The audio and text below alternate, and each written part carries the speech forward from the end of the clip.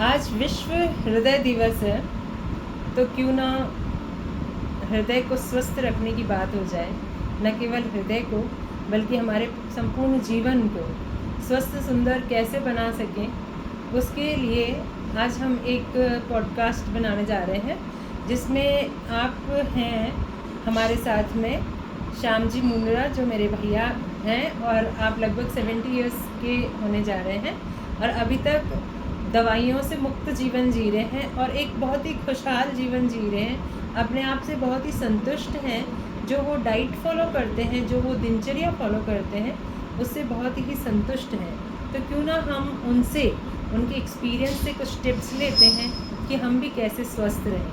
तो आपका हमारे सभी व्यूवर्स के साथ में स्वागत है। नमस्ते। तो बताएं कि क्या हम, आपका बहुत एक्सपीरियंस हो चुका है, तो क्या हम ऐसा करें जिससे कि हमारा हृदय और हमारा जीवन स्वस्थ रहे। आपने क्या चीज़ें ऐसी अपनाई? देखो, मैं पहले बहुत बीमार था, कई रोग थे, मोटापा था, 100 किलो का वजन हो गया था मेरा। तो मैंने भी देखा आपको। हाँ, अच्छा खासा रोग हो गए थे मेरे, सबसे मोटा तो रोग हो गए थे, गोलियां खाता था। तो मैं इससे परेशान होकर मैं कई इलाज कराए, कहीं ढूंढा मैंने, लेकिन फिर जाके मुझे कोई समझ में आया कि आहार ही औषधि है। क्यों नहीं आहार को ही हम औषधि बना दें। तो खाने को ही हमने औषधि बनाया है, किस तरीके से खाना। जी, आपने खाने में किस किस तरह के परिवर्तन किए, थोड़ा सा हमें बताएं ताकि और लोगों को भी ये जानकारी मिल सके। खाने में जैसे हमने ज़्यादा मात्रा में पहले भगवान का पकाया हुआ, प्रभु का प्रसाद, जैसे फल फ्रूट है सीजन की, सीजनल, रीजनल, ओरिजिनल, जो प्रकृति से हमें जैसा मिल रहा है, जिस सीजन में जो चीज़ मिल रही है जी, वो उस सीजन की दवा है हमारे लिए। भगवान ने दवा बनाई है, वो खाना भी बनाया है और दवा भी है, वो दवा का काम भी करता है। तो इस तरह मैंने अपने आप को ठीक किया इससे। जैसे आप कह रहे थे कि आम, और आम के दिनों में आम हमने शुगर होते हुए भी खाए हैं, तो फ्रक्टोज से शुगर नहीं बढ़ता। आपने इस चीज़ को बहुत सारे लोगों में अप्लाई करके देखा खुद के जीवन में भी, और हमने ठीक किया लोगों को।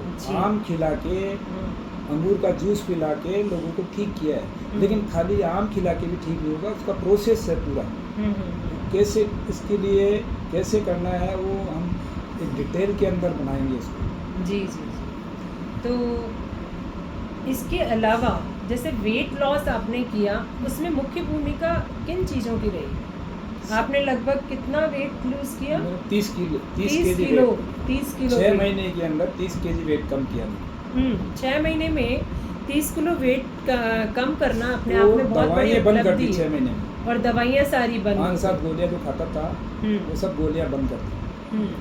तो उसमें मुख्य भूमिका किस चीज़ की रही? पूरी दिनचर्या में कौन से ऐसे मुख्य बिंदु हैं जिसको कि फॉलो करके वेट लूज किया जा सकता है? एक तो लंघन, 3 चीज़ें हैं इसमें। लंघनम परम औषधि जी, आहार सब औषधियों का बाप है।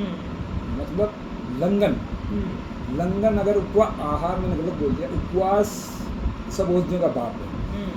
उपवास करेंगे तो सारे रोग ठीक होंगे। तो इसमें ऑटोफैगी प्रोसेस शुरू हो जाता है, जो कि कहा जाता है कि वो अगर हम भूखे रहेंगे तो हमारे जो विकार है उसको वो खा जाएगी, भूख उसको खा जाएगी। तो जैसे ये जरूरी नहीं है कि दिन भर का उपवास, हम दिन भर का उपवास नहीं है।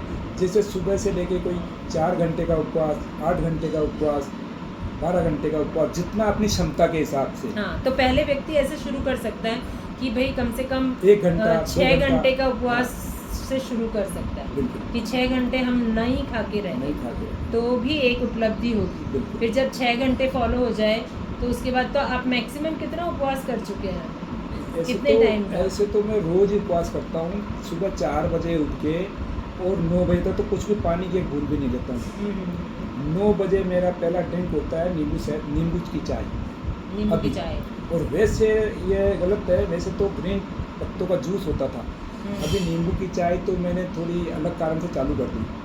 मेरे सबसे पहला है नींबू, ग्रीन पत्तों का जूस। तो ग्रीन पत्तों का जूस लेते हैं पहले, तो वो क्लिनजिंग का काम करता है। हमारे शरीर की सफाई होती है 3 तरीके से। जी। पहला होता है एनिमा, दूसरा होता है जूस, और तीसरा होता है लंगनम परमो।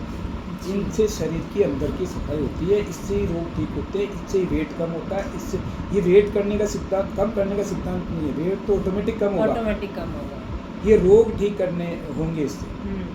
वेट बढ़ता कैसे है अगर मैं बताऊं तो जब हमारे अंदर अग्नि प्रदीप्त नहीं होती है और हम बेवजह खा लेते हैं तो वो पाचक क्षमता तो है ही नहीं, तो वहाँ से जैसे ही वो पचा नहीं तो वो खाना कहीं ना कहीं जा कर के हमारा वेट बढ़ा देता है। तो खाने की जितनी आवश्यकता है उतना ही खाया जाए, तो वो फिर रोग का कारण जो बन रहा है वो नहीं बनता, बल्कि वो आरोग्य का कारण बन रहा है। वैसे हमारे सिद्धांत में 6 बार खाएं 3 बार जाएं। हम खाते तो है 4 बार और जाते 1 बार है, बाकी का 3 बार का कहाँ रहता है, अंदर ही। वो सारा एक खाने को निकालने में 18 से 20 घंटे लगते हैं, पके हुए खाने को निकालने में। तो हम तो थोड़ी देर में खाते रहते हैं, तो कहाँ है वो, अंदर ही रहेगा। और फल तो जल्दी पच जाता है। फल और उबली हुई सब्जियां हैं वो जल्दी पच जाती है, और जबकि जो तला भुना खाना है वो तो और भी ज़्यादा, वो तो और भी ज़्यादा टाइम लेगा। वो तो 20-25 घंटे 30 घंटे भी नहीं निकलता। तो आज हमारे भैया जी ने बहुत ही अच्छा मैसेज दिया है कि हम ओवर डाइट से बचें, तो हम बहुत सारे रोगों के जो कारण हैं उनका निवारण कर सकते हैं। तो हमें पूरा विश्वास है कि इस पॉडकास्ट से हम ये समझ पाएंगे कि हम अपने आहार में किस किस तरह से परिवर्तन कर सकते हैं। 6 घंटे का उपवास भी शुरू किया जा सकता है आज ही से, तो इंटरमिटेंट उपवास शुरू किया जा सकता है ताकि ऑटोफैगी प्रोसेस तो एटलीस्ट शुरू हो जाए। तो इस तरह से हृदय पर भी कोई भार नहीं पड़ेगा। मैं कहती हूँ कि एक विचारों की अधिकता भी बहुत बड़ी समस्या बना हुआ है। आज व्यक्ति जो देख रहा है, बार बार स्क्रीन देखता है और इतने विचारों को भर लेता है, वो भी इंडाइजेशन का काम करता है। तो उससे भी अगर हम बचे रहें, तो आज हमारा ये उद्देश्य है कि विचारों की अधिकता और खाने की अधिकता, इन दोनों से बचा जाए तो हम कई सारे, न केवल हृदय रोग बल्कि कई सारे रोगों से बच सकते हैं। जैसे हमारे गीता में है लिखा हुआ, युक्ताहार विहारस्य युक्त चेष्टस्य कर्मेषु युक्त स्वप्न बोधस्य योग भवति विदा।